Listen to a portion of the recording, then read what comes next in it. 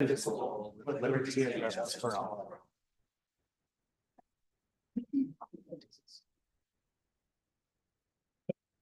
Just want to remind our council and our audience members to please silence their cell phones at this time. And we had a closed session meeting this evening at 5:30, and we have no reportable action at this time to report on that meeting. All right, and please note, City Clerk, that Drake Davis is absent tonight. Thank you. All right, Jason Ledbetter, our city manager, is on Zoom. He had a meeting in Portland today, so he's on our Zoom meeting. And we have Ms. LaCasey, our assistant city manager and planner, deputy planner, sitting in the seat as well tonight. So we welcome her for her first time sitting in that seat and her new position. So congratulations and welcome. All right. And I do have a request for a motion to reorder the agenda to have the item 10C to be placed after the consent agenda. This will be the syringe discussion, to move that after the consent, to move that first from Siskiyou County, the county of Siskiyou. For the wishes of the council, is that okay? Yes, please. All right. Yes. Okay. Yes. Okay, thank you. So we will move city clerk, we will move that item 10C to after the consent agenda. Okay, is that a motion from you and a second from Colleen? I'm sorry. Yes, so I think so I need a motion actually anyway. Okay. After the consent agenda, 10C. Okay. I have a motion from Councilman Cake and a second from Councilman Baker. Sorry. Okay, I'll do a roll call. Councilman Cake. Aye. Councilman Baker. Yes. Councilman McCoy. Aye. And I, Mayor Middleton. Motion passes 4-0. Thank you. Okay.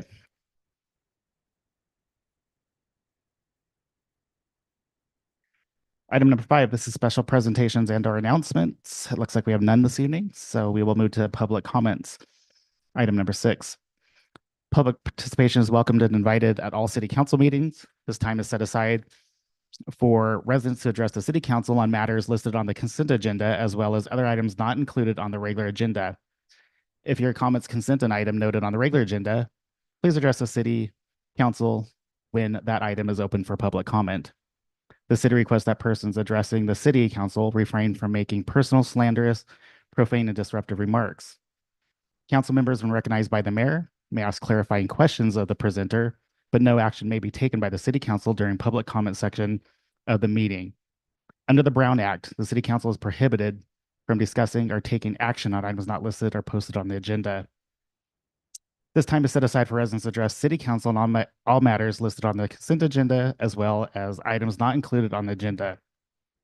If your comments concern an item listed under the public hearing or new business section of the agenda, please address the city when that item is open for public comment. Please speak into the microphone from the podium. The podium electronically adjusts up and down to accommodate the speaker. Please state your name for the record prior to providing your comments. Please address the council as a whole. If you have documents to present, please provide a minimum of 7 copies. These become public record. Please please limit remarks to 5 minutes. Since council is unable to take action on issues not on the agenda, your matter may be referred to staff for follow-up or placed on a future agenda.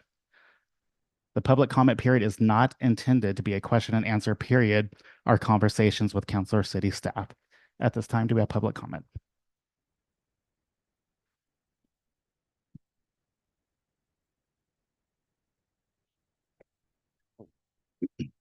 You want to go?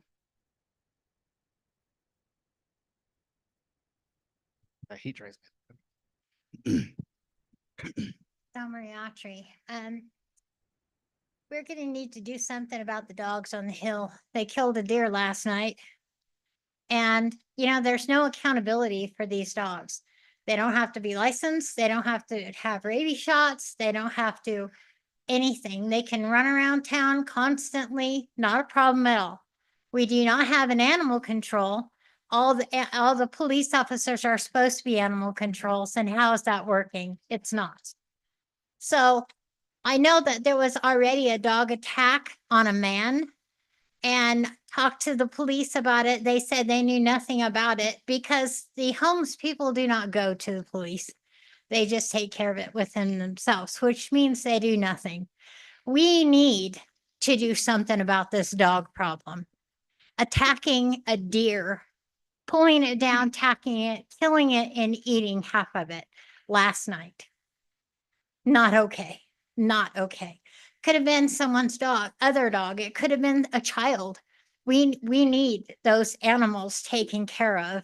And I have to spend $164 to license my dogs January 1st. I have 4, it's $41 each. And I do that, even though they're service dogs. I still do that. That is my responsibility. Where is theirs? Thank you.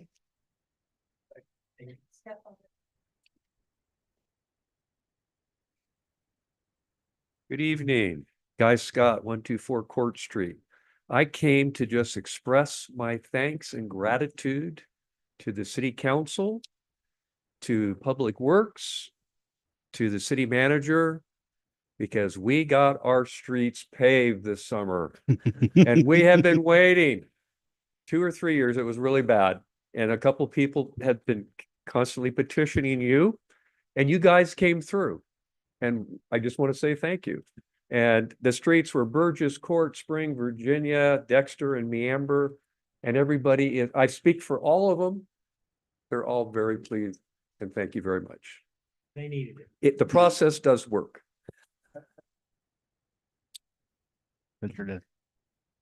Hi, Debbie Scott.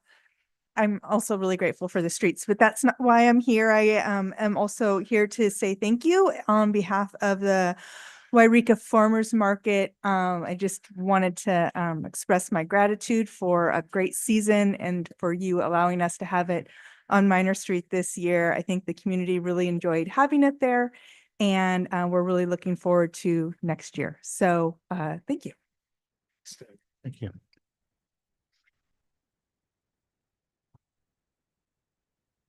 Any other public comment?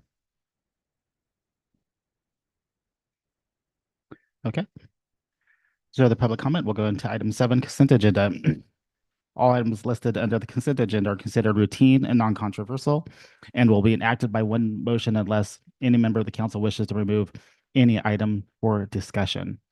A, approval ratification of payments issued from October 7th, 2024 through November 9th, 2024. B, approval of minutes of the regular meeting held October 15th, 2024.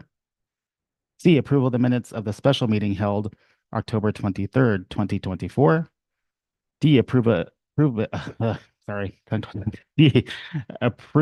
appointment of Bradley. I'm gonna totally butcher this. Abelgard? Is that correct? Okay. Oh, wow. The Raritan Fire Department. E, approve appointment of Connor Caldwell to the Wairika Fire Department. Recommend City Council action motion to approve the consent agenda of the Wairika City Council of the City of Wairika as presented. What are the wishes of the council? Councilman McCoy, so moved. I have a motion from Councilman McCoy I'll second it. and a second from Councilman Cague. I'll do a roll call. Councilman Cague, Aye. Councilman Baker, Yes. Councilman Pro Tem McCoy, Aye. and I, Mayor Middleton. The motion passes 4-0. Congratulations to the new appointees. Congratulations to both of you. It's interesting to see you at this state. And when my major recollection is seeing you in your dad's arms or your mom's arms, Yeah. time does just go quickly. And your dad has not aged a bit. Yep. And we'll call down the two appointees right now for a photo op and come down and we'll shake your hands. Everybody give them applause stepping up and joining our fire department, and it's much needed and appreciated. So.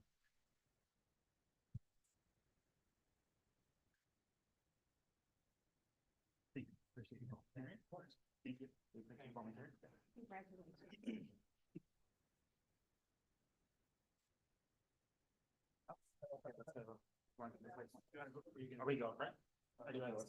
In front. Okay, right there.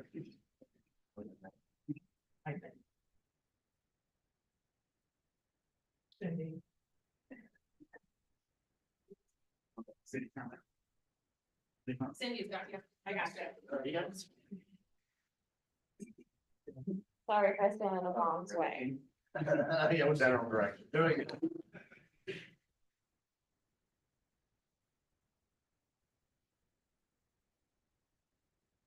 Perfect. All right. Appreciate it. Not college now. But absolutely, yeah.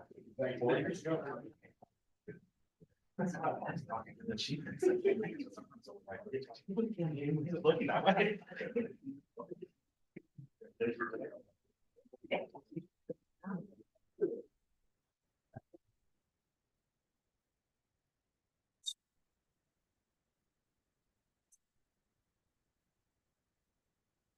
Thanks again, guys. See ya. Good night. Thank you.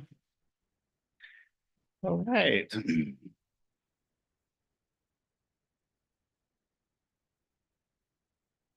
Now we're going to be moving to Let's see. Tennessee.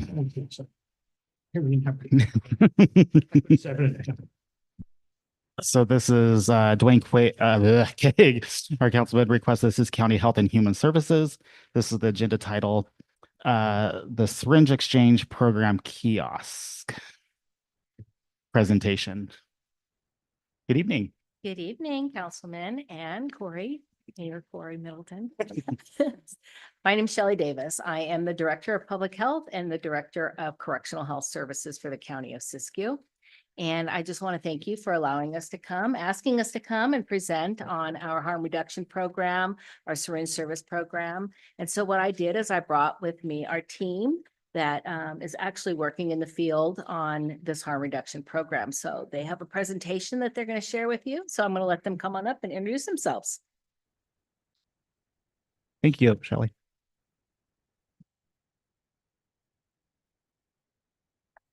Hi, I'm Joel Newland. I'm a health educator with Siskiyou County Public Health.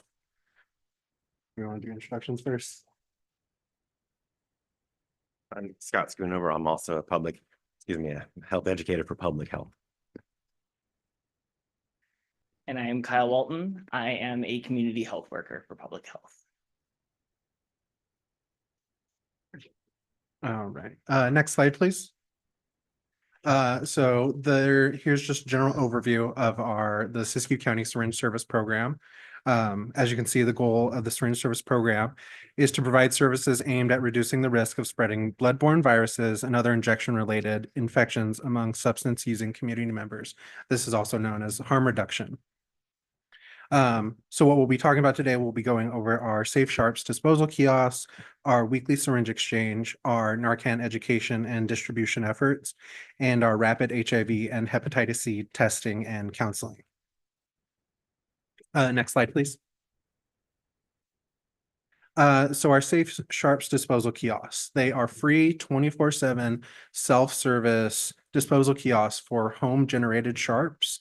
Needles, syringes, lancets. Home generated means home personal use, not for veterinarians or doctors' offices. And these are secure metal kiosks. They're bolted to the floor. They are a drop box. So once the needles or syringes are dropped in, you can't get in them. There's a key that we have to go in and clear out and bring it back to our other syringe site at public health in a secure room. We also offer free portable sharps containers to the public at public health during our normal business hours. Currently, we have the 3 sharps disposal kiosks in the county. We have one outside of public health, one at behavioral health, outside of behavioral health, and then one outside of Dunsmuir City Hall.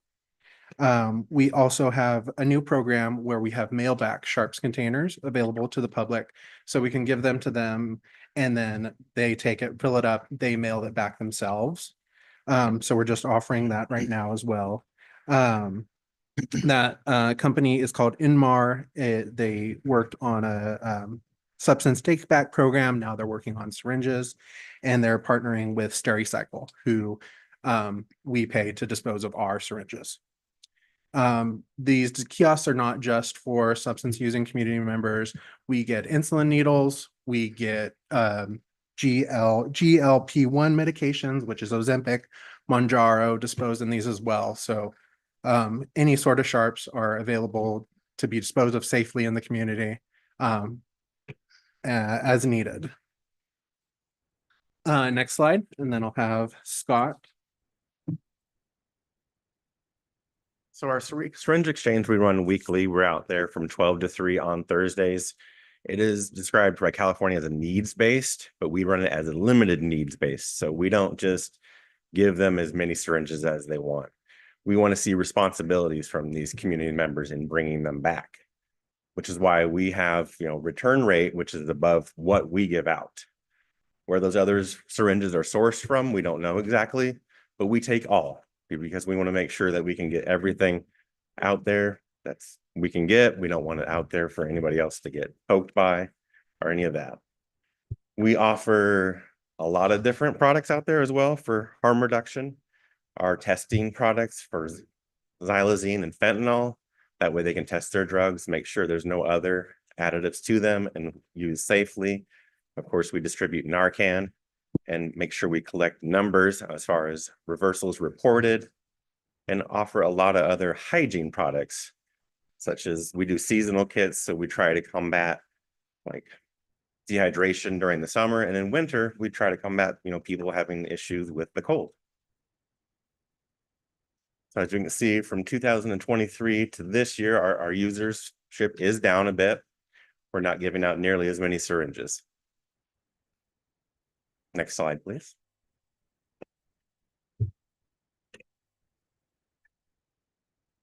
Narcan education and distribution is also an important part of our program.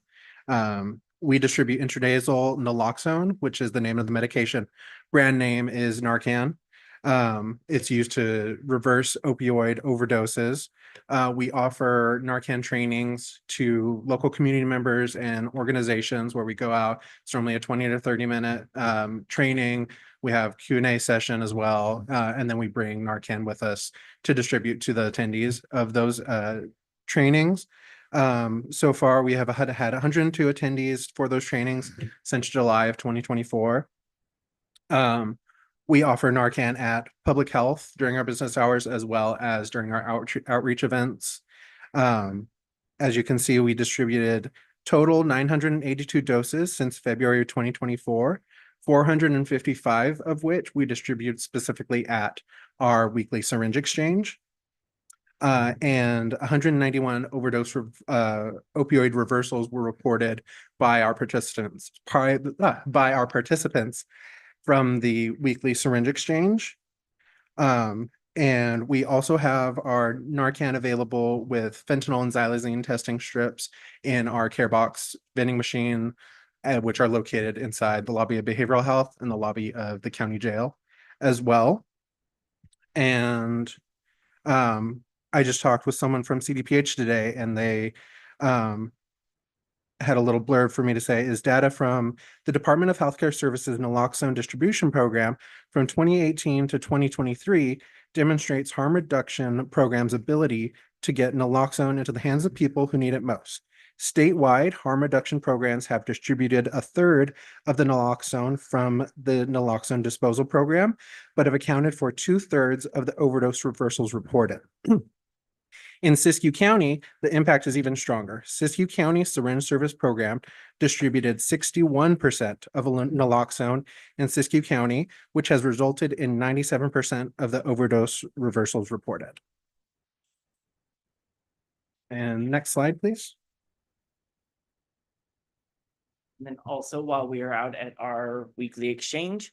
Just as come up a well little as- closer to the mic. I'm sorry. Okay. Thank Make sure you pull it up just a little bit because we need she needs to hear everything you're saying up there, city clerk. Thank you. Better? Can you hear that, city clerk? Okay, thank you. Sorry. That's okay. So also on our weekly exchange, as well as every single Friday, we offer rapid HIV and hepatitis C testing. So while we're out at the exchange, takes about 30 minutes or so, sometimes a little bit longer, depending on the counseling that is provided. As well as every single Friday, we do open up a clinic within public health to be able to test the general public. And anybody can come up to that. It's not just for the people of the exchange, but I am out there working and I'm one of the people that is trained in HIV and hepatitis C testing. So we always have that. And of course, we refer them if anything does come back, we get them off to the next stage. And condoms, we always hand out condoms everywhere we go. We always have them. So those are something that we're always trying to get out into the general hands of the public to be able to reduce the transmission of these diseases. Yeah, that was our last slide. That's the last slide. Okay. So fancy. Going on your knees. I just want to say I'm super proud of my team. They do an excellent job out there in the field. They're the ones with the boots on the ground. Doesn't matter what the weather is, making our community safer in that regard. But a lot of this could not happen without our health officer, who I have here today, who I'd like to present and have him come up and say a few things. I'm also very tall, so I'm gonna raise this up. All right, is that good? You guys hear me? Yes. Thanks. We can hear you, but the main is for our city clerk. She has to note everything you guys say up there Thank for you for our. having me. I'm Dr. Stutz. I'm the health officer for the county. I'm also a local ER doc here at Fairchild pretty regularly. Just wanted to voice my support for this team and our program and harm reduction programs like this. In the medical community, we're pretty sold on these programs. They are effective, hands down. The data shows that people who engage with them are far less likely to contract communicable diseases. They get put in touch with programs a lot more easily than they might otherwise be aware of. They're more likely to seek help and get help and control their addictions in a successful way. And they're more likely to actually or less likely to actually end up in my ER with an overdose or with the diagnosis of a communicable disease. And that I'm all for. So 100% support this program, and I'm glad that we have it. We're lucky to have it and happy to be a part of it. Thanks. Thank you. Thank you. Good questions? I believe we're gonna have some questions. We don't have any, it looks like this, no action. It's just a discussion. It's a discussion. And I'll go to, future discussion. yeah, and I'll go to Councilman Kaeg first as he So I just want to thank, requested this. I'm sorry. Yeah. Councilman Kaeg. Oh, thank you everybody for their devotion and whatnot on this, because it's obviously a touchy subject for a lot of people. The reason why I wanted this presentation is to show the full scope of the program, for one thing, and everything that you guys do. The other reason why is I wanted to bring up the needle exchange program, because I know that, and I'm probably going to get a lot of backlash on this from certain individuals, but when I find needles in parks, and when I'm taking my 3-year-old grandson to a park and we're finding needles, that something needs to be addressed in that situation.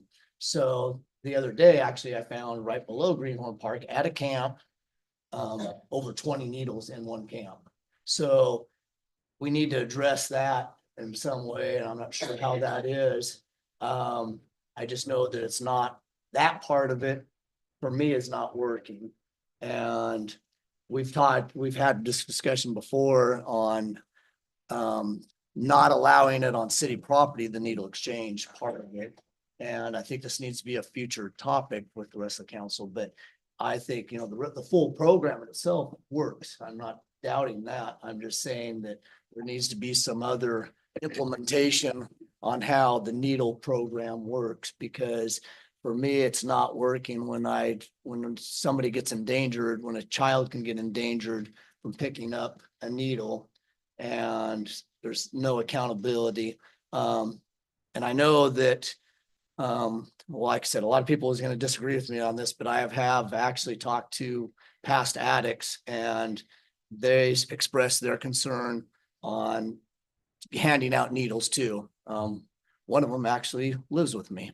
And they said that this program, giving of needles to people is not solving the core of the problem. It solves fixing HIV and all this other stuff, which I'm not going to deny that whatsoever, because it does help that situation, but it's not helping the people that are going through the crisis of addiction.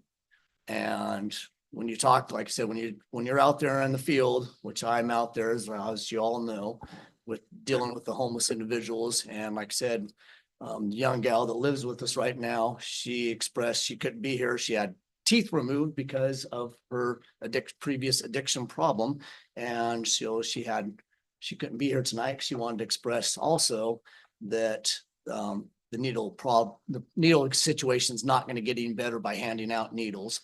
What needs to happen is better support systems for individuals going through this crisis. And that was her biggest thing. When she went to rehab and got out of rehab, there was no follow-up on that part.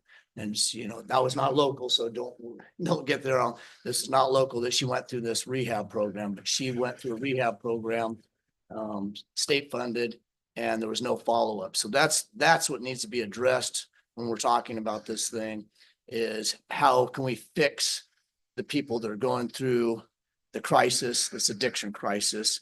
And what she told me also in this regards is they take the addicts will take these needles that they get free and they'll actually distribute them out through homeless camps and stuff like that. And they'll buy them. They'll sell these needles to other individuals and make money so then they can buy more drugs. So this is what we need to have a discussion on, is how we take it to the next level. And I'm, like I said, I'm sorry. I'm not criticizing what you guys are doing. I'm criticizing it at a higher level. This is not getting fixed. That just like we're a lot of things, especially when we're dealing with homelessness, that we keep addressing the symptoms and not the core problems of this. When we're talking about a needle exchange program, we're not addressing the true problem, which is addiction. We're not addressing the core problem, which is mental illness. So I think we need to have this future discussion on, I'm not comfortable with having, and I know I've had a lot of other citizens express that they are not comfortable having needle exchanges in city property. So that's why I brought this up. I'm sorry that we went through this whole thing. I agree with your program. I just don't agree with the needle part of the exchange. So I agree with everything else. I know all the other parts of it, as far as the Narcan and stuff like that. I have this report all the time because I have 2 homeless individuals that work for me that also know that, they've rescued a lot of other individuals with Narcan, and if they wouldn't have it, there'd be a lot of individuals dead. So there's other programs that I agree with. I just don't agree with the needle part of it. So like I said, I apologize. I'm so glad that you were able to bring this forth and show everything you guys do, because you do a considerable amount of things other than just the needle exchange program. But I just wanted this so everybody knows that the program's good. It's just parts of it that I'm not comfortable with. And I need to state that publicly. And I know that a lot of citizens have expressed that towards me also. And so I will stop right now and let anybody else. I will, what I'll do, if it's okay, Ms. Davis, is that we will, I'll go to every council member, if that's okay, and then you can address the questions of all of us at once. Is that okay? That work for everybody? Okay, that'll be easier than. I guess my main question with this is how can we, if you're going to continue, sorry about this, Mr. Mayor, if you're going to continue to do a needle program, to truly say, how are you going to make it a true exchange program? Because I know you say you have all these numbers, but when I'm out in the field And I'm talking to homeless individuals and going through camps and seeing all these camps and finding them at park systems. I'm not seeing that. So I'm not sure where they're getting these needles. So maybe it's not through this program. Maybe it is someplace else, but how do we address that? So that would be my question when it comes back to you guys. All right, thank you, Councilman Kay. Councilman Baker. Thank you. Thank you so much for being here tonight. This is the first time that I've heard about this program. And I personally am not a fan of harm reduction. I come from just the desire for an abstinence-based program, but I appreciate the work that you guys do. And I thought that your presentation was great.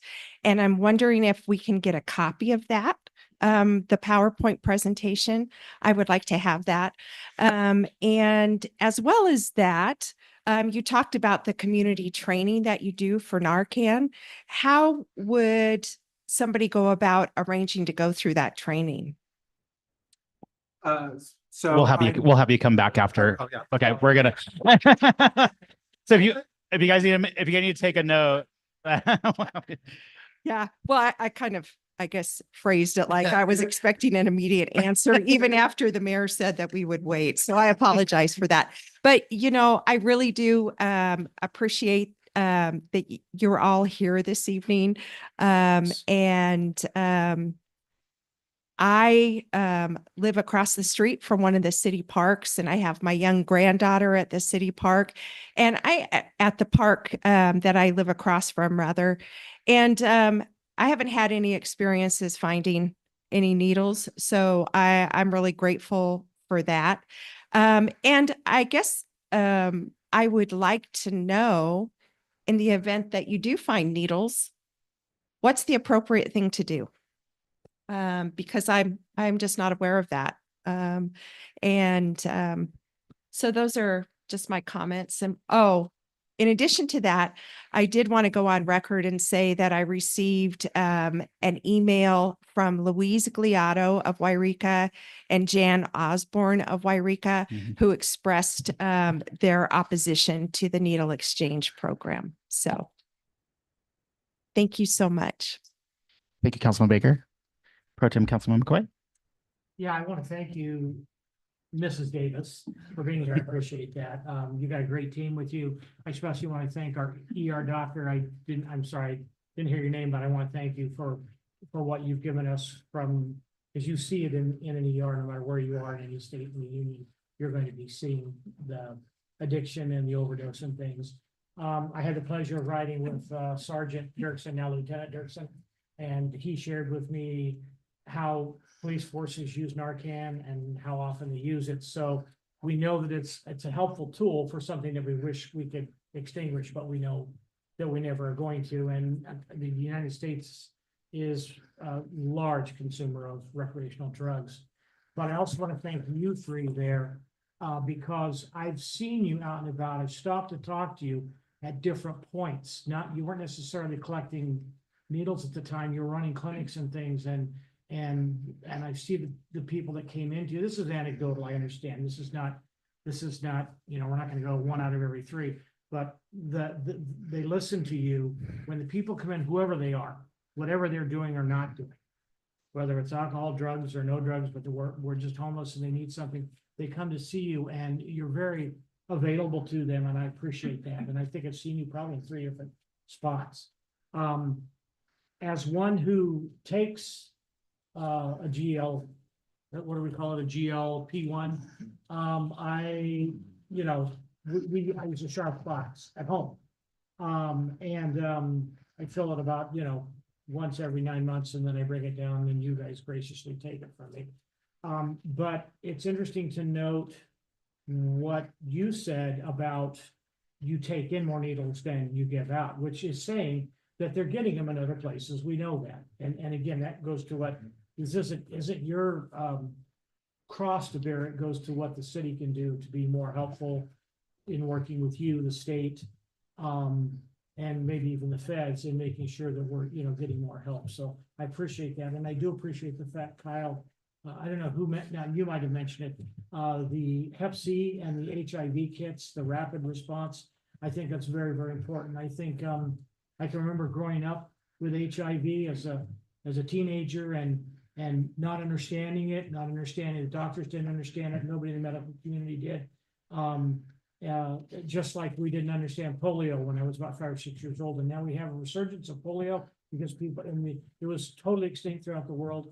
Now we have a resurgence because it is, because people don't want to give their kids shots. I think what you're doing in helping to do rapid response helps them to see whether they have an issue and how, and diagnose it, and then figure out, you help to figure out where to go for medical help. So I thank you. I have questions, but I'll probably keep them, and I'll talk to Kyle and I'm sorry, guys, I don't remember all your names, but I'll talk to you guys about it when I'm out with you, because I do ask you questions every time I see it. Thank you all for being here. Yes, thank you. All right, thank you, Councilman McCoy. All right, guess it's my turn. I don't have too many questions. I just will piggyback a little bit off of Councilman Keggs.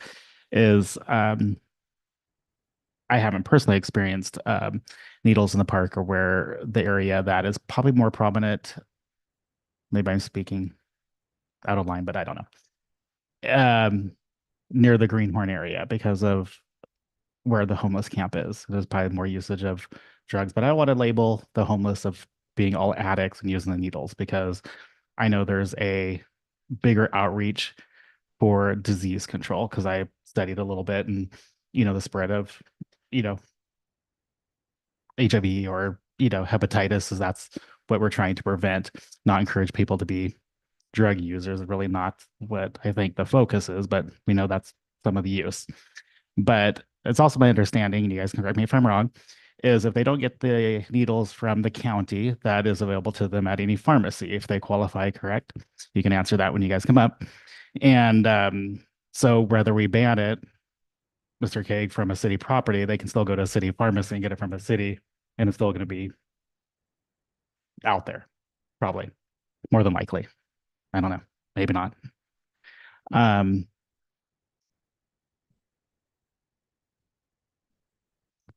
I think it's a great program. It's kind of what it is today.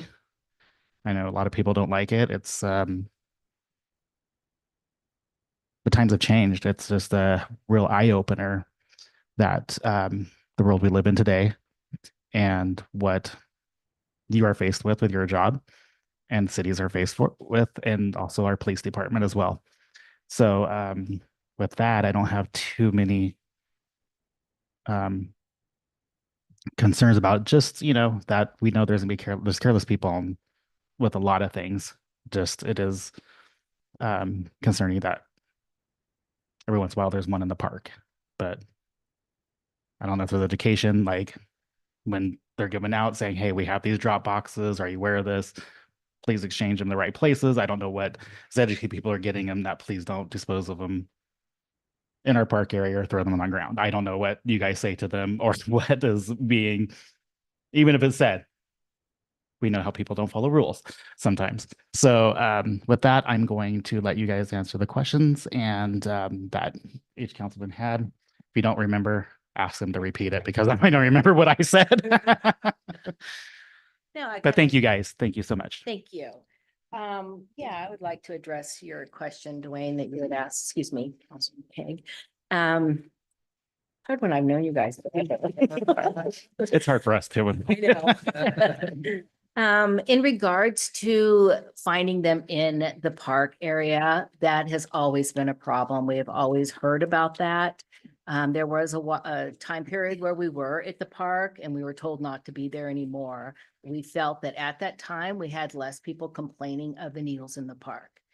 All I can say is, for us at Public Health, we're a data-driven department, right? We take in data on everything, and we study the data, and we look at it and we say what's working and what's not working.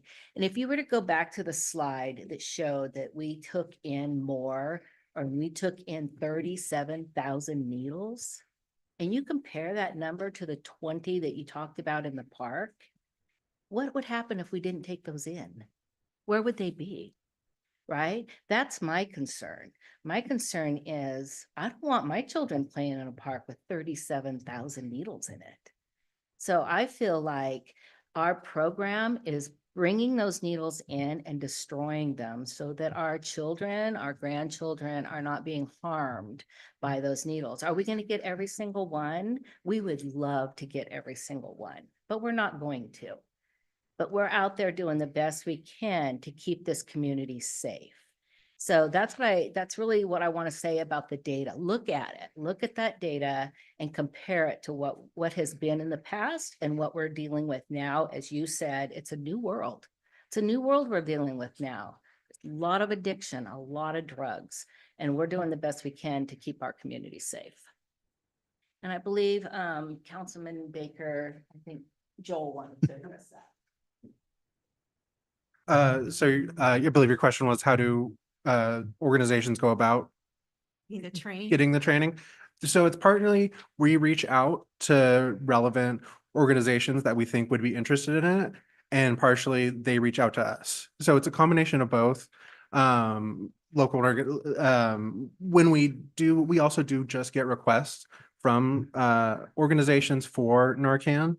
And when we give it to them, we let them know that if you're interested in also having an in-depth education, hands-on training with it, we can do that as well. So we're not just giving it out to the community, we're giving out to them so that they can use it effectively. So it's a combination. They reach out to us, we reach out to them. It's available as needed. May I ask a follow-up question? Yes. So if an individual just came in and said, hey, I would like to learn how to use this, you guys would facilitate Yes. that? Mhm. Absolutely. Yep. All right. Yeah. Thank you. Yeah. I was just gonna let you know is, so we also, of course, have our healthy outreach or healthy Siskiyou outreach, which is the van. We go all around the county every Monday, Tuesday, Wednesday of each month.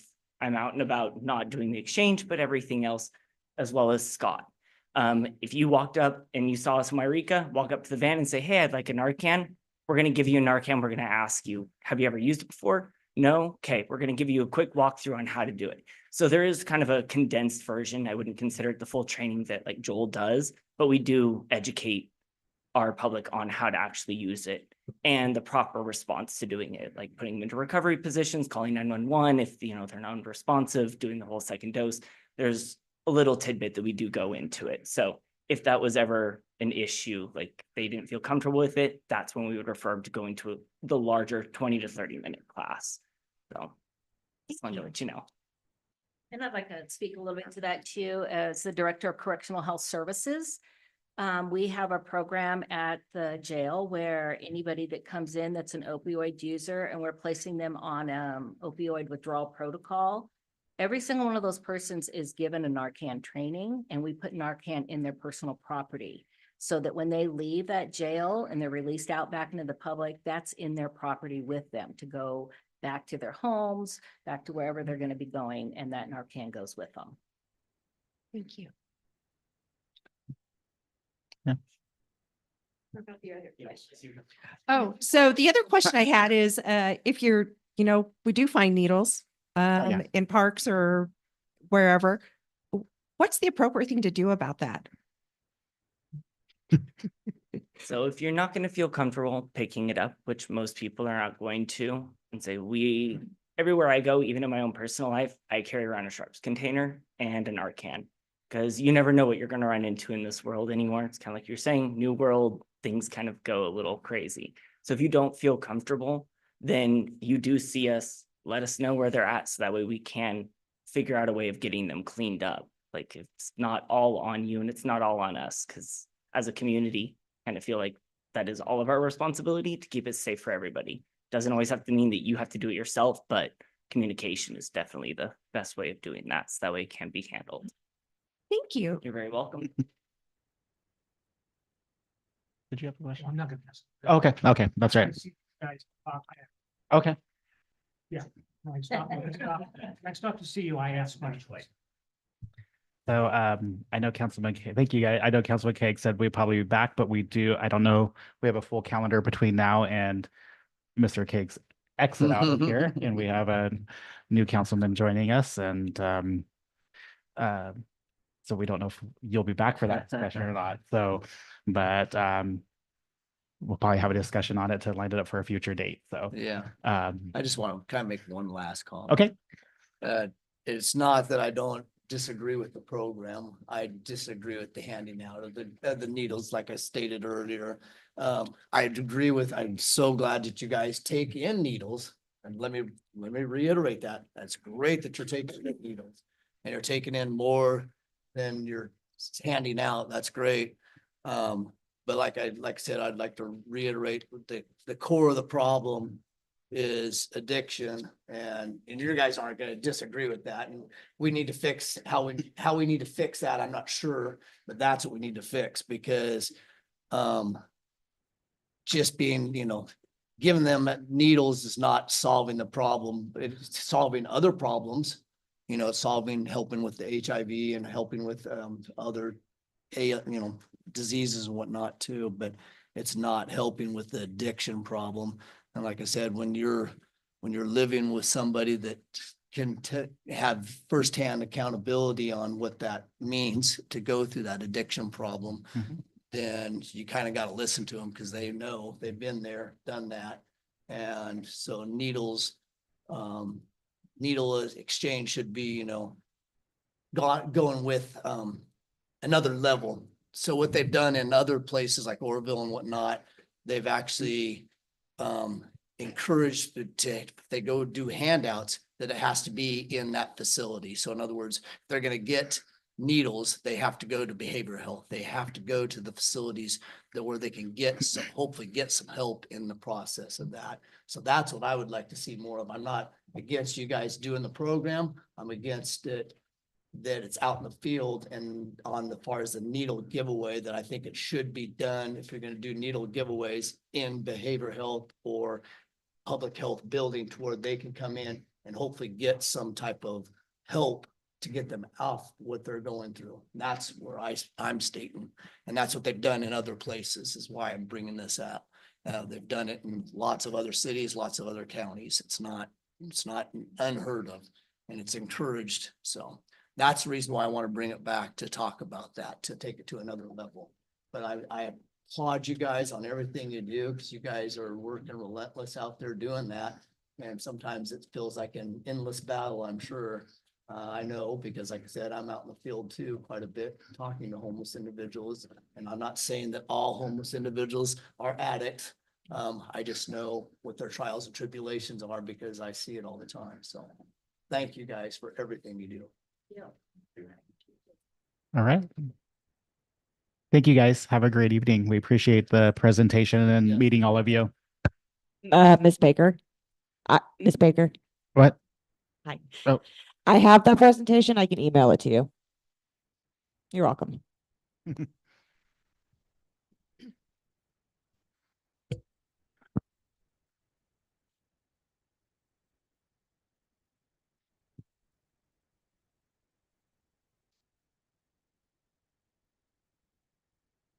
What? We have I believe he's indicating we have additional presentations printed for you. Oh, okay. But Thank we you. do also have an electronic file for you if you. All right. Yep. So I'm going to skip back to number 9, public hearing. Public hearing protocol.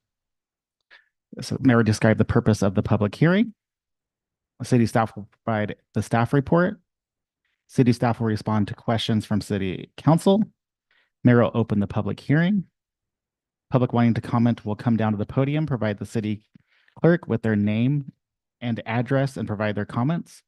Mayor will close the public hearing. City council will deliberate and act on the item. This is our community development director. This is the agenda titled the Anderson tentative parcel map. The city council will consider the following tentative parcel map application filed by Lisa Anderson. The proposed tentative parcel map should subdivide one 1.61 acre parcel into 3 separate parcels, and dedication of the public city street, one 0.40 acre parcel, one 0.3 acre parcel, and one 0.57 acre parcel. Lane Street currently exists on the northern section of the parcel and would be separated and dedicated to the city as part of this tentative parcel map. Ms. LaCasey. Thank you. We were presented with a private project applied by Lisa Anderson, who could not be here today. She lives in Woodville, and we advised her not to come up due to the weather. But if you do have any questions, I've been in contact with both her and her surveyor of record, which is Dan Wallace, if needed. This is a very straightforward tentative parcel map. So this is a large parcel. It is in an R1 low density zone and general plan designated area within the city. There's no proposal for a rezone. The property owner owns a very large parcel, but she only is proposing to construct a single family home on that parcel on a portion of it, and then in the future would like to be able to sell off the other 2 portions of that property as estate planning for her and her family. She does not intend to sell those properties anytime soon. She did share that with the Planning Commission when we did do the public hearing for them as well. And as part of this, in addition to the tentative parcel map, she is offering up Lane Street as a city dedication. This was a clerical error with the previous subdivision map that was accepted for this area that should have denoted Lane Street. So you'll see on page 95 of your packets, it's the exhibit highlighting where Lane Street is. So Lane Street does currently exist there in its full capacity. There are no proposed changes to the design of that street as part of this project. It would merely clean up the map and dedicate that portion of the street over to the city inventory, which is city staff's preference at this time. We would typically do that as a dedication as opposed to an easement in this circumstance. This item was presented to the Planning Commission and a public hearing was held at the October meeting. There were no public comments received during that meeting. We did have a comment from a neighbor who was asking mainly more questions about the design of Lane Street and if anything would change for that, which it would not.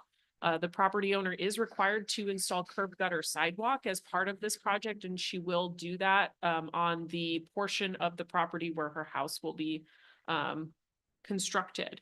And so there are no changes to the width or any type of design to Lane Street as part of this project. Just to reiterate that again, I did share that with the commenter, and then the commenter said they were satisfied and did not have any additional questions. I'll open it up for any specific questions from the city council, but the recommendation is to approve the resolution and accept the dedication for recording. Thank you, Ms. LaCasey. Questions from the city council? Council Baker? I just have a, when you talk about, what does it mean to dedicate a street? Sure. So what happens with a dedication is there's a portion of land that is held by the private property owner.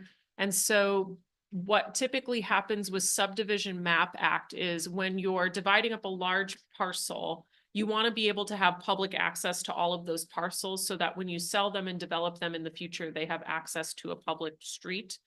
Sometimes there are private streets, but typically we do advocate for a public street so that it's built to standard. The city takes it over from that developer.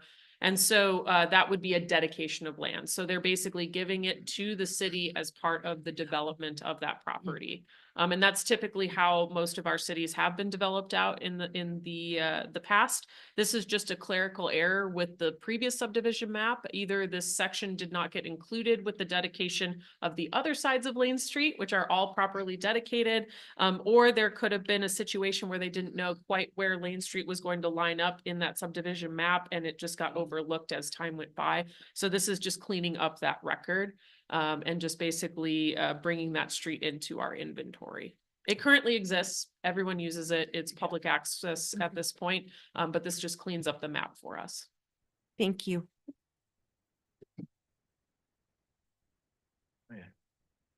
All right. All right. Well, I think that property was part of the Lane Ranch, wasn't it, for a long time? So who knows what happened in that whole area of street, because that was a big ranch up there for years and years. It's very typical in much older cities to just have pieces that happen to just not make it into the inventory for whatever reason. Right. Okay. I don't have any questions. So now I will, there, I will open up the public hearing and then we will go to public comment regarding 9A. All right. Nobody has public comment. Okay.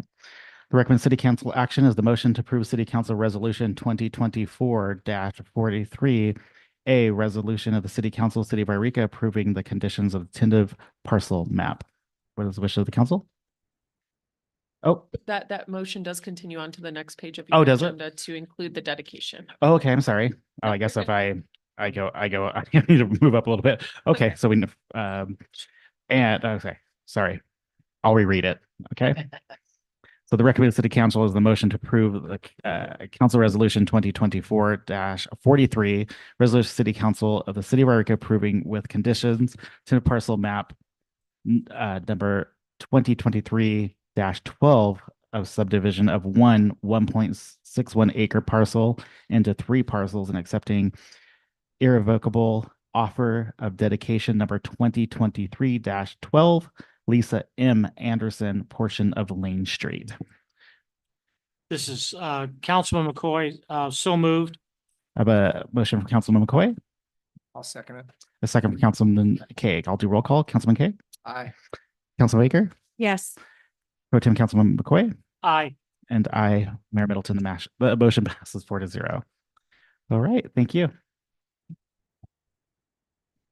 Okay, we're moving down to 10A. This is our finance director, Mrs. Aldrich. This is the agenda title, discussion of possible action to approve resolution of the Eureka City Council to adopt amended budget for fiscal year ending June 30th, 2025, adopting the budget for fiscal year ending June 30th, 2026. I apologize, Oh. Mayor Middleton. We do have item 9B, Oh, which did I is miss the 9B? master fee schedule. I'm just update. doing well tonight, aren't I?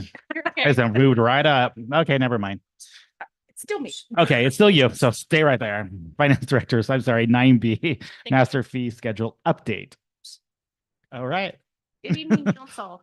As you're aware, we have annually been bringing back the master fee schedule that we look at every year for CCI increases, for wage differences, efficiencies that we've received. Before you is that master fee schedule. No major changes besides our CCI, really. We did add, sorry, by the way, this was taken to finance committee and their recommendation was to move forward to bring it to council. So they have had a chance to review this. The only significant, I would say significant change is that we have included the community center, theater, park reservations, and stage reservations. They have not been updated since 2004. So they're pretty significantly behind the times. First, I'd like to thank the planning department because Alia did a numerous amount of work on this for me and she did a great job. She did market research as far as she researched with Montague, Fort Jones, Etna, Mount Shasta, Ashland, tried to compare facility to facility to get an idea of how much they're charging versus how much we're charging. Currently, on average, when we have an event at the community center, they are paying for approximately 28 to 30% of the total cost of the event. So the general fund is subsidizing the remainder amount of that. So we have some suggestions. We have given our recommendations as to what those fees should move up to. Case in point, one of my favorites is we charge somebody $10 an hour for a building attendant. And we are currently paying them anywhere $17 to $18, not including tax. So we're losing off the bat right there. This was publicly noticed, and if anybody has any questions.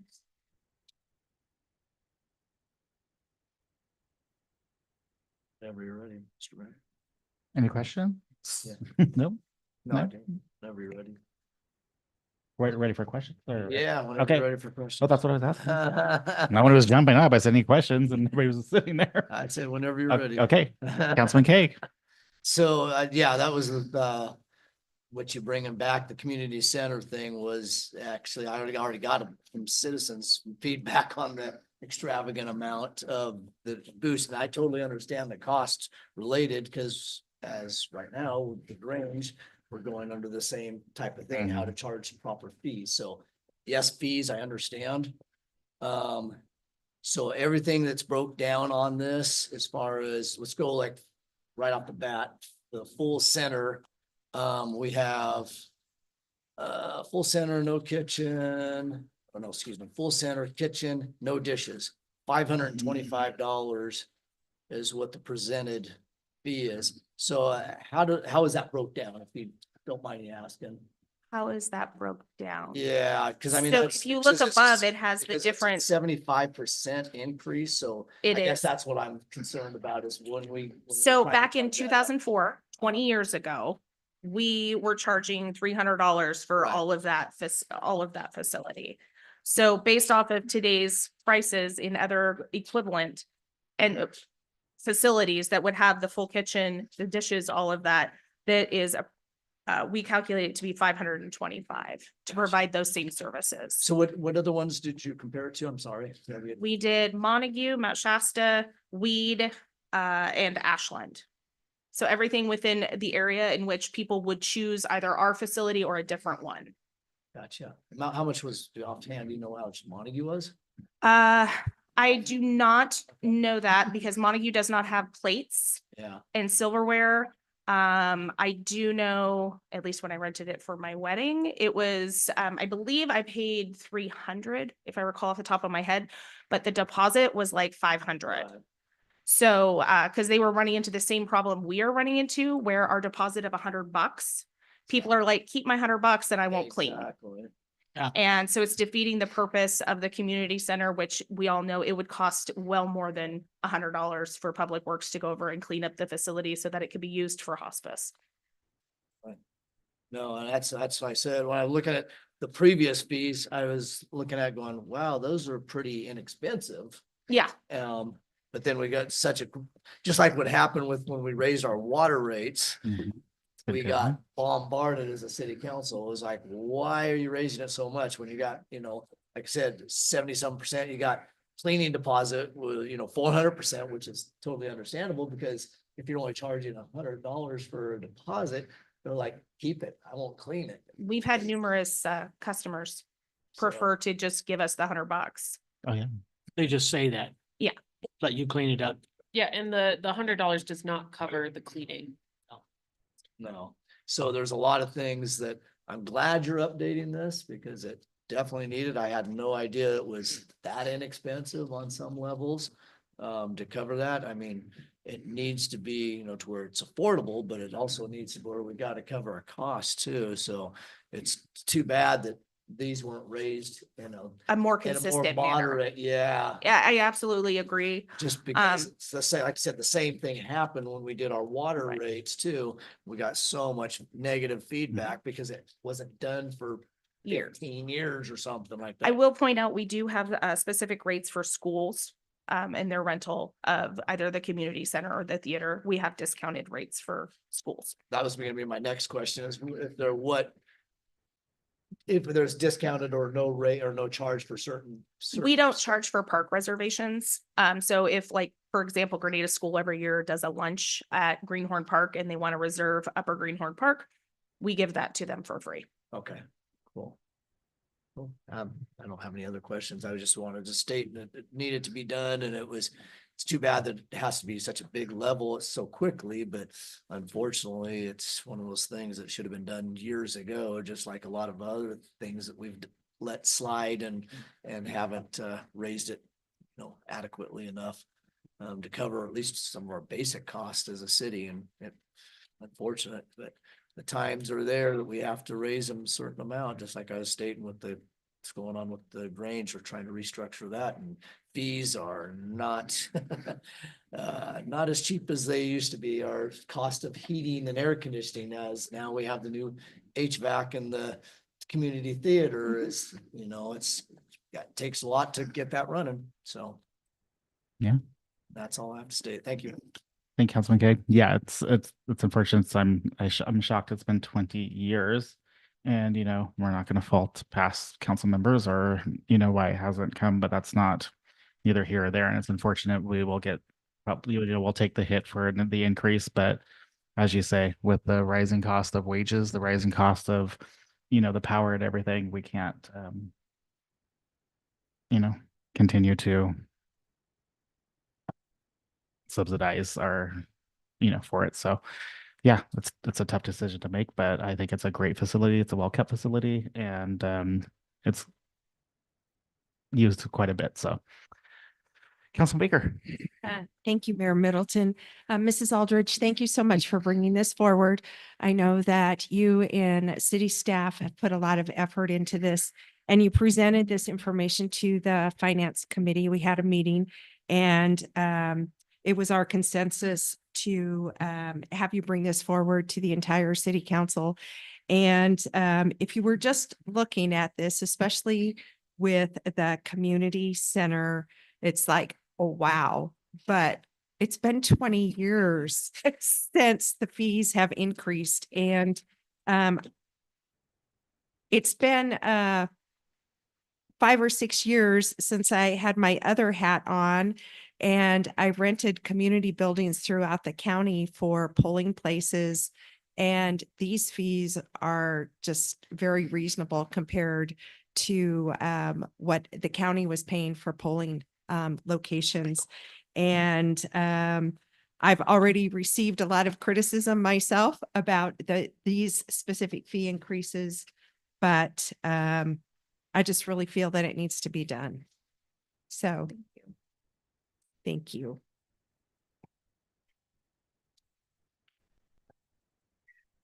No, that's okay. I'm going to go ahead. I want to thank you again, Ms. Aldrich, for taking going through this and getting our fees updated. 20 years, that's five terms of councils that chose, for whatever reason, and I was during one of those terms, not to raise this. So yeah, we're playing catch up, but it is important because other taxpayers shouldn't be paying 72% of the bill.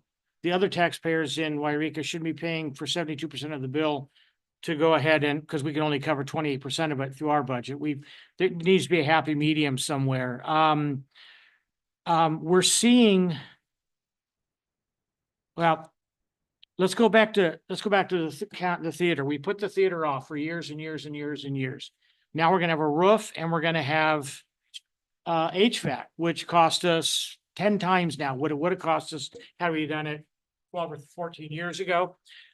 We could have rented out the community theater to the county, as the councilwoman has alluded, and they pay very good money. They wanted to rent it for months on end during COVID. We could not put them in there. So it was a chance for the city to make money because the county has a prevailing rate that they pay. So, I mean, we have to keep up with the times, whether or not we like it. We have to keep up with the times. I think we just need to help other councils remember, and that's going to come out of your office over the next, 10 or 15 or 20 years that you're there, and the city manager and Juliana, to remind us that, we need this money in order to run a balanced budget. Or we can just, it's either that or we cut programs. And we don't want to cut programs, we don't have a ton of programs here. We've already seen it with our 218, and with all due respect, as the finance committee made a recommendation on 218 rates. And we recommended to the council. Council didn't accept it. Council chose instead to curtail the rates by 3%. And immediately the next day, there were things that we had to counsel, but as department heads are coming to into your offices in there, or and saying we need this, this, and this, we're having to say no. Well, why not? Because we didn't raise rates enough. But we didn't raise rates to cover your costs. So, somewhere along the line, and I'm not picking on anybody. You, as finance committee, we made the recommendation. There was a time, and I went along with it as well. But we have to make these informed decisions. And I feel that, you have informed us both at the committee level and tonight at this level in order to help us make decisions that will keep our city solvent. So thank you very much. Thank you. All right. I don't have any questions. What's that? I don't have any questions. There's no. What's that? Public hearing. Yes. All right. I will open up to public comment.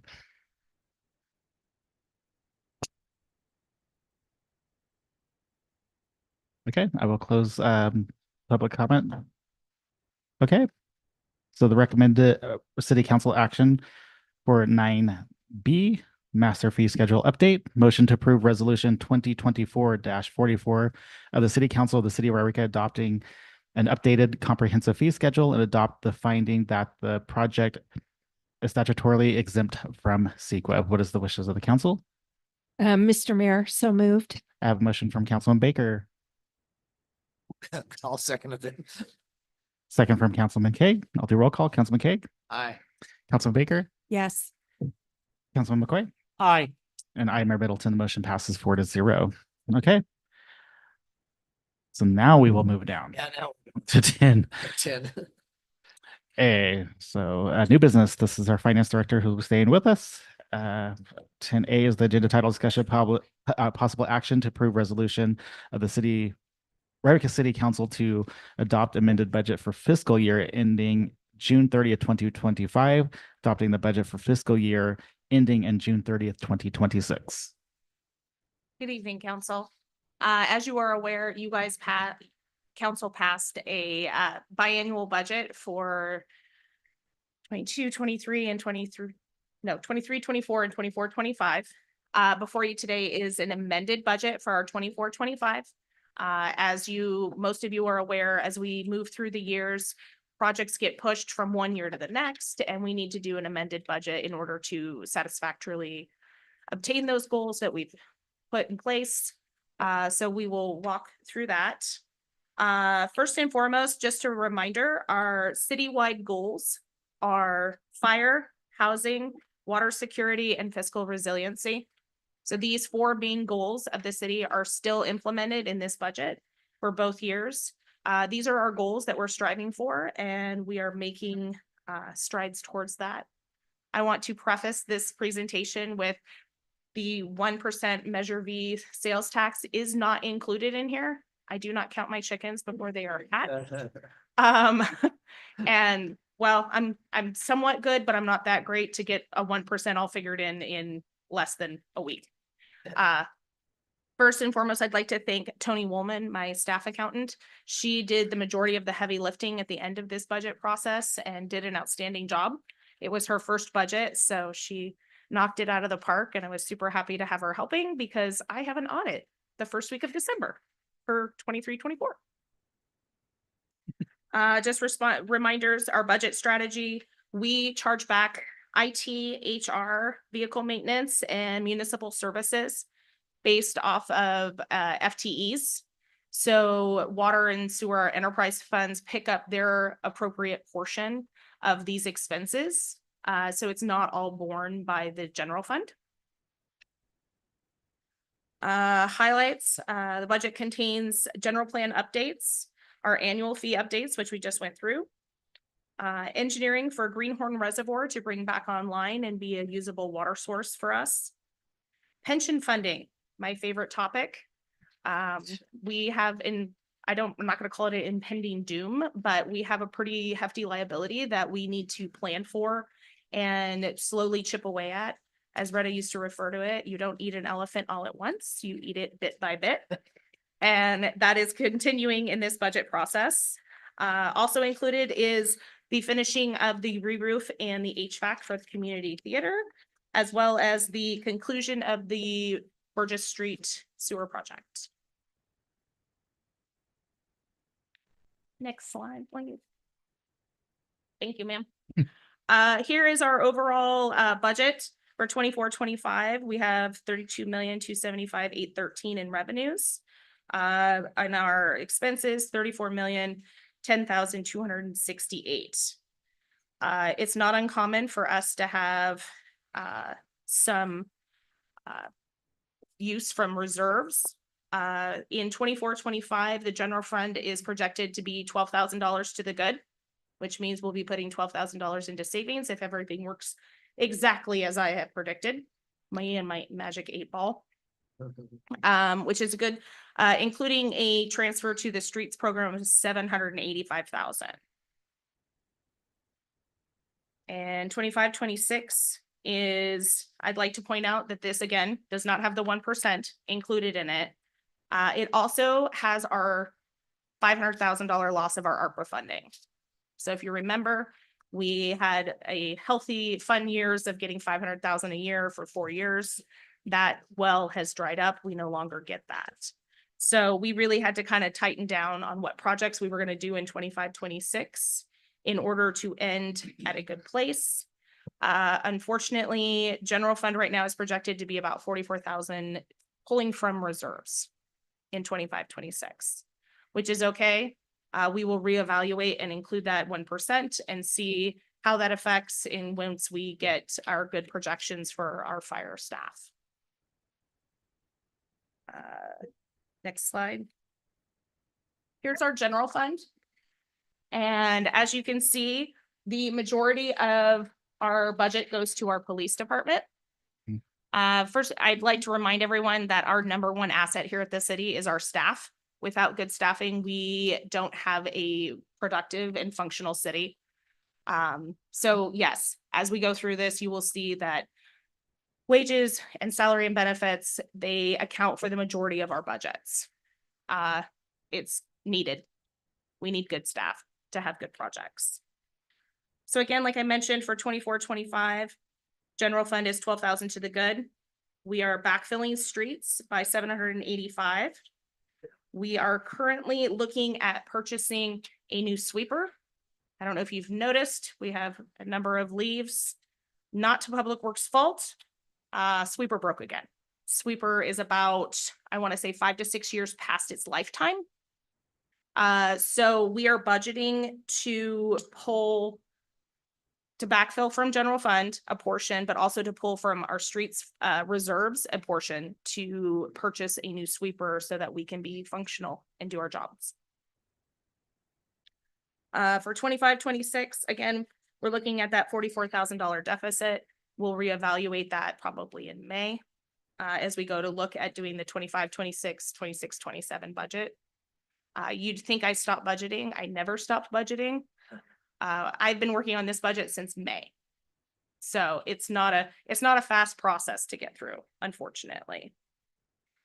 So just as a outside, so you understand, our public safety makes up approximately 60% of our total general fund budget. Next slide. Again, not including the 1%. This is how our revenues come in.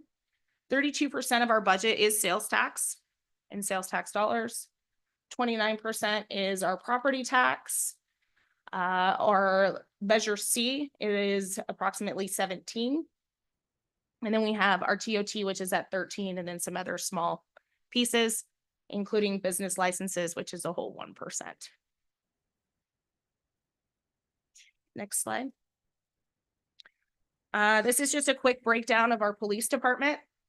Like I mentioned, as you can tell, the majority of this is wages and benefits. So approximately 84% of their budget is personnel, which, as you can imagine, can't run a police department without personnel. So they, again, are doing a great job. That includes their dispatchers and all of the police staff. Next slide. This is currently where our fire department is at. There are approximately $770,000 of budget out of the general fund. Again, major portions are salary and wages. This includes our payment to our volunteers for their stipend and their trainings and all of that good stuff. Their fleet is slightly higher than what you would have seen in the police department, mainly because fixing a fire engine costs us a lot more money than fixing a cruiser. So the police department may have a larger fleet, but fire definitely has a more complex fleet. So they get a larger portion of the fleet budget. Next slide.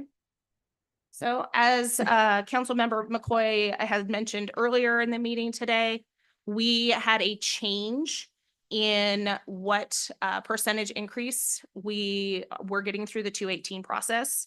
Initially, the Finance Committee had recommended approximately 9.5%. Council determined to go with 6.5%, which is totally fine. It's your peer review. As you can see in 24-25, we are estimating to use approximately 561,000 of reserves in order to meet our operating needs. So approximate portion of that is 262,000 in equipment, which includes filter pods, all of that good stuff that gets our water here in drinkable shape, I guess, pardon me.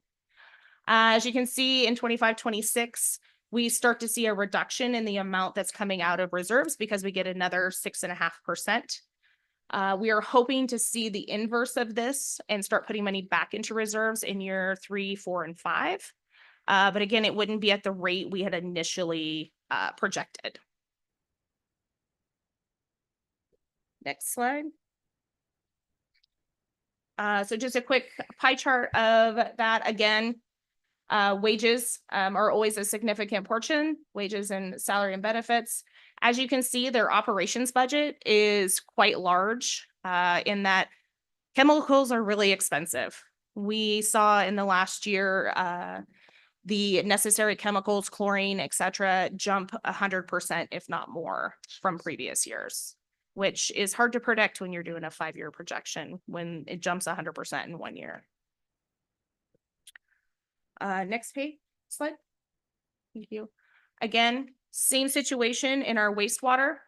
We are projecting to use about 189,000 of our reserves in 24-25 with an equipment budget of 70,000. Actually, Matt came in today and something exploded and he's like, we've got to get it fixed because we're doing it the old fashioned way by hand. And I was like, oh, how much is that going to cost? But luckily, they do have it in the budget. They're just going to push some things that are still making it to the following year, and they'll make it work, as they always do. 25-26, we actually finally have the inverse that we were looking for in water. It just happened sooner. We'll be putting about 9,000, which isn't a whole bunch of money, but it's better than nothing, into reserves in 25-26, and we'll see that grow as we go into the next 3 years. Again, just the pie chart of it. Again, operations, they just have a lot of chemicals and stuff that they need in order to make things operate. Their maintenance, their M&O is just larger than anything you will see in general fund. They just have more to maintain, M&O, can you say that for all of us? Huh? Maintenance. Oh, operations. Maintenance and operations, Thank you. I yes. just want to make sure. Yeah, sorry. That's okay. Pulling out my lingo. Oh, that's my last slide, isn't it? Perfect. So before you is what I feel is a balanced budget. Yes, we are planning on pulling from reserves. We're not planning on doing that year over year, which is always the goal, is to put money back in so that if emergencies come up, we are prepared for those. Please let me know if you have any questions. All right. Thank you, Mrs. Aldrich. Okay. Do you want to go first? Go ahead, go, Councilman Coyle. Thank you, Mrs. Aldrich. I appreciate all the hard work that you did and your staff. This Councilman McCoy, I want to commend you on the budget. We have reserves for that reason, for a rainy day, and we hope to be able to, backfill those at some point in time, but you've done a masterful job with this. Most cities do a 1-year budget. We do a 2, which is, I think, is commendable because somebody, can look at 24, somebody that's coming in right now can look at 2024, 25, and then also look at 25, 26. I do want to also thank Councilwoman Baker, this is something that we have looked at quite a bit and then spent some time with it in the finance committee. And this is something that the finance committee is recommending. You know, we're not overspending here. We're trying to make things work with what we have. And we're not counting our eggs before they're hatched. So thank you again. Thank you, Councilman McCoy. Nothing for you? Councilman Baker.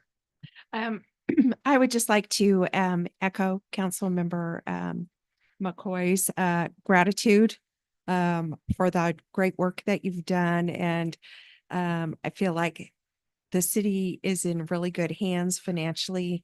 I'm always impressed with the caliber of work, the detail that goes into all of this. And I just don't know how you keep all the numbers straight, but I'm grateful and thankful that you do and you demonstrate that you do. So thank you. All right. Thank you, Councilman Baker. I don't have any questions, but I'm gonna make a comment. It's probably gonna be unpopular here for a second, but it is what it is. Do it? Okay. I want to say that I was a council member that abstained from the decrease in the water rates. And I know I was probably unpopular, but I didn't vote no. I just voted to abstain because when the councilman brought it before us with a 3% reduction, there wasn't enough information for me to vote yes at that time. It was going off a whim, so to speak. So now when we didn't have our professionals, the firm that did the research, who knew what they were talking about for the 218 with the water increase. We went on a whim of just saying, okay, let's reduce the 3%. We didn't know what the fallout was going to be. Now we see what the fallout's going to be.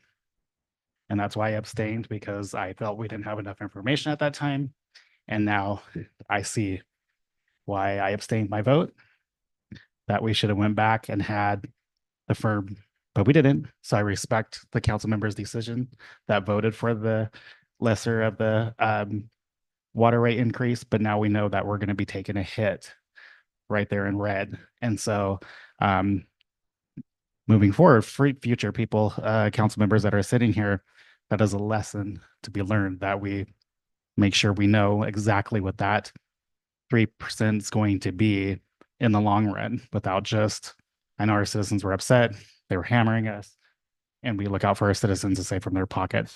But now we know that it's going to take a hit with the city pocket, and down the road, maybe not down the road, we might be hitting up the citizens for another rate increase. And that's probably going to be maybe after my next term is done. But who knows? But great job. Thank you for your hard work.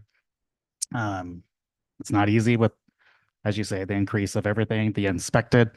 We didn't expect for our street sweeper to blow up or catch on fire what caught on fire, right? So we didn't expect that.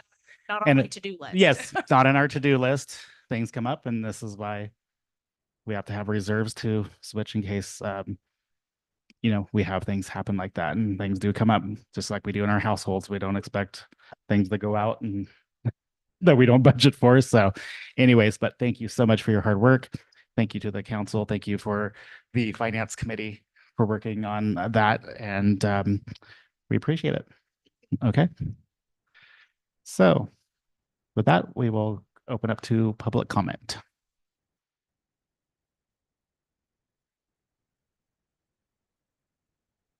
No public comment? Okay, I will close that. And is B part of it? I'm sorry. Is that right? Okay, just wanted to make sure that I wasn't jumping ahead. Okay, so the recommended city council actions, the motion to adopt resolution 2024-45 of the city council of the city of Wairika adopting the amended budget for fiscal year ending in June 30th, 2025, and adopt the budget for fiscal year ending in June 30th, 2026. So moved. A motion, Councilman Kaeg, motion. Councilman McCoy will second that. A second for Councilman McCoy. I'll do roll call. Councilman Kaeg. Aye. Councilman Baker. Yes. Councilman McCoy. Aye. Mayor Middleton, aye. The motion passes 4-0. Okay. you're back up. This is agenda title 10B. This is adopt a resolution setting forth the appropriations limit for the city of Wairika for fiscal year 2024-2025. Before you today is the annual GAN limit. It's the appropriation limit that is calculated based off of numbers from 1989-90 that are adjusted based off of population change. That it tells us how much money we can spend of our proceeds of taxes. So it's not our overall budget. It does not include our enterprise funds. It's simply specific items out of our general fund that say this is how much you can spend. The calculation for the current year says that we can spend $23,291,190. We are currently budgeted to spend $10,615,323, which is well below that GAN limit. But it is an annual resolution that I bring forward to you, proving that we are not exceeding that limit. All right. That's short and sweet. Council members, questions for Mrs. Aldrich? Nope. Yep. Yep. Okay. Public comment. No public comment. Okay. Recommend City Council action before you is the motion to adopt resolution 2024-46 of the City Council of the City of Wairika setting forth the appropriations limit for the City of Wairika for fiscal year 2024-2025. What are the wishes of the council? So moved, Councilman McCoy. All right, I have a motion from Council McCoy. I will second the motion since I haven't done one, so I will second it. Okay, roll call. Councilman Kaag, Aye. Councilman Baker, Yes. Councilman McCoy, Aye. and I am Mayor Middleton. The motion passes 4-0. Okay, so we already done 10C, so we'll move on to 11, City Manager and Staff Report. City Manager and staff may make brief announcements or reports at this time. Thank you. Ms. LaCasey. So we have a couple of updates for the city council and members of the public today. The first one is our air curtain burner program. We will be having our last green waste collection day for a little bit here on Saturday. So that will be from 9 a.m. until 1 p.m. at the city's public works yard. So we'll be taking woody material, grasses, leaves, and different products like that. We will not take treated wood or construction or metal. This is part of our air curtain burner program, which is funded through CAL FIRE and a cap and trade program. This is free to everyone who would like to use it. It is not limited to residents of the city of Wairika. So we are asking for everyone and anyone to use the service. It is basically come in. We do have a form that we request a little bit of information because what we're trying to establish is what does the regional market look like for these types of services. If you are a commercial arborist or someone who is working on trees, we will also take that woody material on that day during that time. What we're looking at doing is building a more consistent program that we can be open more often with potentially some fees when this grant runs out. That's what makes it free to the public at this time. So we're collecting that data, but we do have that. We will also have additional days in the spring, but this will be one of our last for the fall. So, okay, that's what was gonna be my question, was how we were setting up the schedule, because I get the notice, obviously, and I'm like, oh crap, I just missed it because of the time frame, because I have a whole dump box trailer full of leaves right now from my house that is waiting to go there. But so we're not gonna have another one until spring then. We may have another one in December, weather pending. We were hoping to have one on the last Saturday of November, but we realized that it is at the exact same time as the holiday parade, Yeah. and we will not have enough Public Works crew members to do both events, and so we had to cancel November 30th. I can check in with Public Works to see what the availability is in early December. We just weren't really sure what we were going to get for weather for drop-off days and things like that. We want to make sure that it is safe for people dropping things off. Yeah. And then once we do get a little bit more vegetation, we will light up the air curtain burner and burn all of that on site. I guess my big suggestion for future council here is just have something set up on a schedule basis on that, so it's the public has more awareness of that. So some type of, the first Saturday of whatever month, especially when it comes to this time of year, when we have a lot of leaves. And that was the whole idea of this curtain burn system, is to, so people started utilizing it for their leaves, for their debris, so they're not burning it in their backyards, and help with obviously the air pollution aspect of that. And also to keep a lot of the leaves from getting blown down the street, so our street sweeper doesn't have to utilize, our machinery doesn't have to be overworked because of that too. So I'd say that would be something for the future, sometimes of scheduling, so the public has a better awareness of that, me included. So. And hardscaping our properties, and I've gotten great feedback. Yes. People are excited about it, especially your last. Oh, yeah. I'm sorry. No, they're real excited about that. No, so that's why I'm excited about it, because I really like to see this program, to take to another level, and I think it would be valuable for our community. So. Thank you. Thank you. Yeah, we just started doing it. One of the reasons why we took it slow is we weren't sure how much interest we would get. Didn't want to get inundated before we had to Right. start the burner. But I will talk to our public works crew to see if we could potentially do the first weekend in December as well. Like I said, weather permitting. But we will have one this Saturday from 9 a.m. to 1 p.m. It's good to know. So we'll take that. Thank you. And then also, it looks like we do have a successful tax measure, although Emily's a little bit more skeptical, I'm not.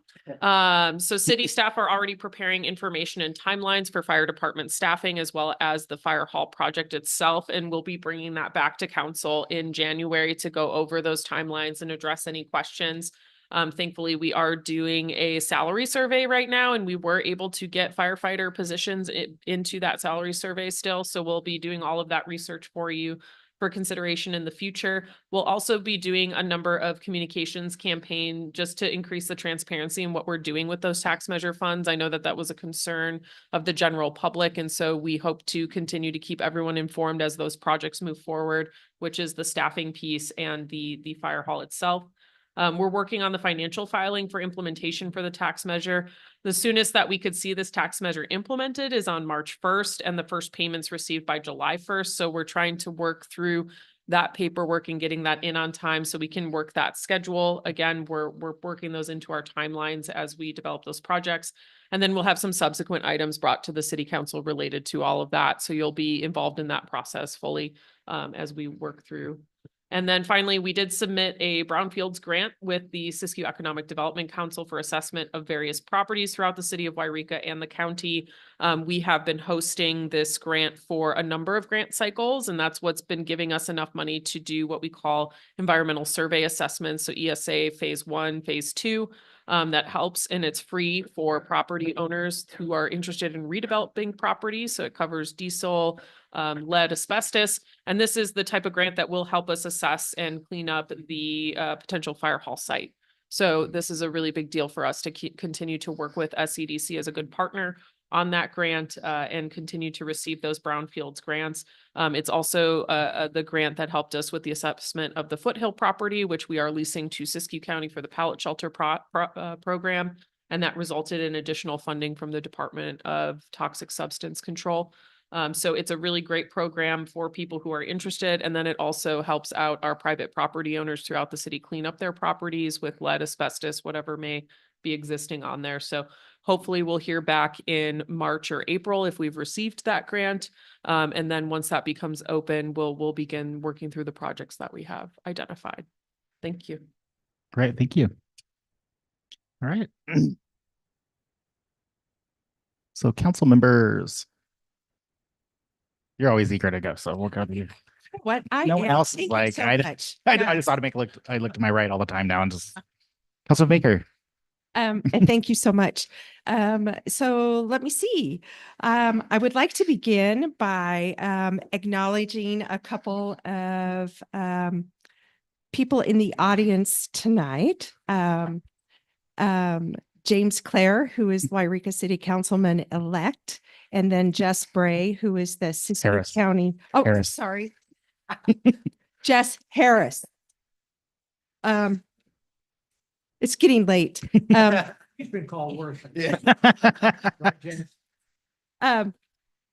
He is the Siskiyou County Supervisor District 1 elect, and I would like to congratulate you both on your election, as well as Mayor Middleton for his reelection. Goodbye. Bryce, goodbye. That the results are pretty well set. So seriously, I'd like to congratulate you all. I think that it takes a lot to step up to the plate and run for public office, especially today. And we're so fortunate in Wairika and in Siskiyou County where we actually know our elected officials. So I just want to say congratulations. And the past few weeks, I have just been meeting with the city administrator weekly. And I also had the pleasure of being a part of Read Across Siskiyou on November 13th. I had the pleasure of going into the Shasta Head Start program and reading to, it seemed like there were 100 3 and 4 year olds there, but I think the number was actually closer to 10. And it was just a wonderful experience, and I really enjoyed the opportunity to be a part of that. And then I would just like to wish everybody a happy Thanksgiving. Thanks. Thank you. And it's hard to believe it's I know. this season already. Thank you, Councilman Baker. Councilman McCoy. Yeah, I want to congratulate Jess and I want to congratulate James. I want to thank all the candidates. We got another candidate sitting here, Don Marie, for city council. It takes a lot to run for anything. And, you know, you take pot shots from people when you're running, and then you take it when you're elected, and, you know, just kind of stick with it and keep moving. So I want to thank the citizenry of Wairika for passing a sales tax that will present us with a new fire hall and 6 full-time firefighters. And then at that point in time, we can look at how we utilize volunteers. I know that's something that Jerry's, I'm not stepping on him, but that's something that he's looking at. He's looking at the fire hall, he's looking at the museum, he's looking at how you staff full-time and what do you do with how do you staff the volunteers? So I do want to thank the citizens who got out and voted for that. I want to say happy Thanksgiving to everybody. And those of you who are going to South County, drive, if you're staying here, but when you're going to Medford tomorrow, drive very, very safe. I've accepted that I'm here tonight. So Okay, yeah. apparently they've chained up at Mount Shasta, so. But thanks again for running. Appreciate it. And you guys, your job's just, you're just starting. Just beginning. You are just getting started. So anyway, and I will yield back to you, sir. All right.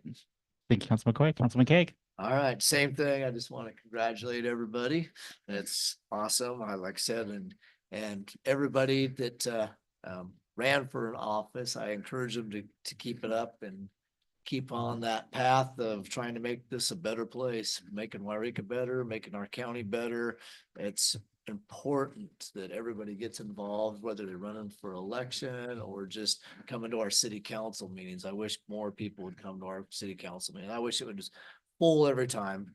Mayor Middleton may not agree with me on that one, but I would love it. I would love if our council meetings were Might not be it for me next bombarded time. every time, and whether it be positive, negative, it's at least people are voicing their opinion.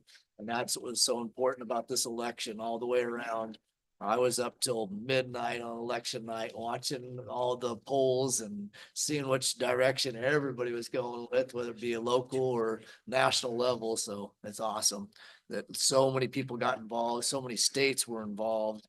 And at a national level, it was a good turnout all the way around. And I encourage everybody to keep on that path. Don't give up. Never give up.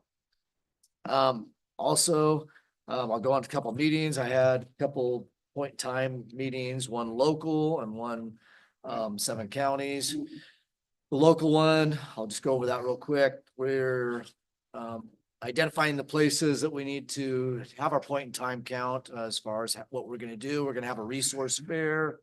The resource fair will be with a converse of different groups and with behavioral health and some of the outreaches of the churches and whatnot. So we're bringing that.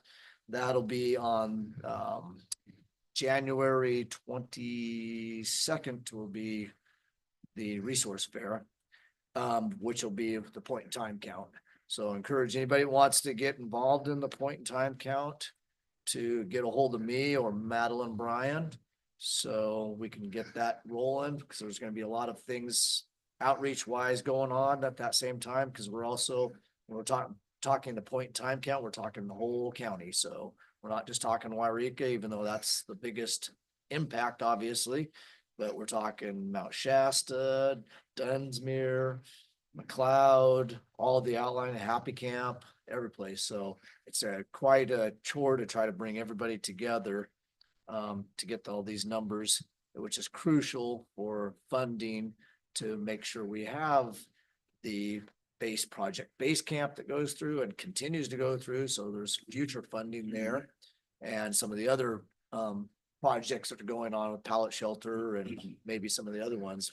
We don't have these numbers, and we won't be able to get these services to get these individuals off the street and hopefully get them into some type of program to get them in a path of bettering themselves of some sort. The one I did in the 7 counties of the North State, I'll be bringing that back to the council on the next meeting. We'll be showing the forms and more detail and stuff like that. So that's in the works, and hopefully that's fine-tuned finally to where we can get a shorter form, so it'll be easier for the point in time count. So excited about that. Other than that, I was trying to think if we have, on a personal note, like I said, I was talking about the Grange earlier. Anybody who wants to get involved in the Grange, please call me. We are setting our fees for the Grange as far as rental fees also. And yes, it is very detailed to try to get that, because the cost of everything has gone up extravagantly since the last time the Grange was opened. Everything has went up. So yeah, our fee schedule actually had to go way up too from what it was before. I can only imagine. Just because the cost of heating and electricity and everything else. But like I said, on personal, the Grange is doing good. We're getting a lot more people involved in it. We had a craft fair this last Saturday, which was a great turnout. Lots of people got involved in it and loved it. And we're excited that the Grange is up and going again. So like I said, anybody that wants to get involved in the Grange, please call me. That's my next venture. As I step down from here, I got conned into taking this, and I'm going to run with it for a while, I guess, so we can get it up and going, because it's a valuable asset. Just like the community center is, the Grange is just like that. Everybody's talked about it. Elections, was a polling place at one point in time, and maybe it can be in the future again. We don't know, but it definitely is a place for people wanting events to put on, and close to the park. It's really nice to have it. A place to have events close to the park, and they can go hand in hand together. But I just thank you for letting me share that with the people, and letting them know that the Grange is now open for business again. So thank you. Awesome. Thank you, Councilman Cake. Well, that's good to see. Yeah, that is back in, used to be a booming place. When I start saying back in the day, then I mean I'm getting older. But I'm getting older, so that's life. See what has been going on. As everybody probably knows, I've been on pins and needles for the last 2 weeks because my race was very close, and I want to commend everybody for running. And the person who was beating down my door, boy, he almost took my seat. And so I want to wish him the best of whatever he decides, and everybody else who ran. When I ran in 2018, I did not make it. It did not stop me from being involved. I went on planning commission, continued to coming to city council, being involved with the council members, and just being involved, and ran again in 2020. And I'm very honored to be able to get a second term and take my seat again. Very honored. And to James Clare, I look forward to working with you and you taking your seat. As we say goodbye to Dwayne Kaag, Councilman Kaag, I just think of the shoes of which one of us is going to fill regarding the homeless, because it's not going to go away. It's always going to be there, even though we have programs and, hopefully some shelters and housing coming down the road, hopefully here soon. Not fast enough, I know, for our citizens, but it is coming. But it's going to be it's not going to disappear. And we're going to have to have an advocate or somebody on the council that's going to have to fill your shoes. And I don't know who's going to be it. Probably won't be anybody as far as the level you have been involved in with the unhoused population. So I commend you on that. Maybe no, this is not your goodbye, but I just want to say we don't know who will, but we'll see who will step up and take over that portion of city council duties. So and to Jess Harris, congratulations as well. I've known him for a very long time. We share a relative, so I've known him since he was a little boy. I was 13 years old when he was just a little boy when I first met him. And so it's funny, my niece says she was proud of that. She has her uncle sitting here at City of Wairika and now her cousin being a district supervisor in the same county. So she was very proud of both of us. Except we've been off for a little bit, so been meeting with the city manager as well. We just don't know what the future was going to be, so we hypothetically talked if I was going to be sitting here or if there was going to be a new person sitting here. So now we kind of can move forward after today that I will be taking my seat back here and moving on with the plans. To the citizens of Wairika who went out and voted, it was a big ask for Bejervie or Proposition Bejervie. It was a big ask during this time with the cost of everything going up, and to ask for an increase in sales tax. Wow. That was pretty amazing. That, yeah, maybe it was only 200 or 300 votes, whatever it was, or end up being. But to go for that ask and have people recognize the need of the fire department and how desperate it is, and what an ask. But boy, what a great day for our fire department in the city of Wairika. And big things will come in the next 4 years during my term. It will probably be my last. Who knows? You never say never, I guess. But for James Clare, it's a very exciting time for you to come and take a seat here with everything that is in, process and everything that we have approved. So so very exciting. A lot of changes have happened. It hasn't been, it's been turbulent 2 years with a lot of controversial issues, but we weathered through the storm. We got used to a new city council that has been here. The two of you been here for 2 years already, which is hard to believe. That's gone by so fast. And now we'll switch guards again with one person. But other than that, it's getting late. There's a big storm. Everybody be careful, be safe, stay warm. Have a great Thanksgiving. Thank you for coming, and we'll see you next time. Meeting adjourned. Storms are raging out.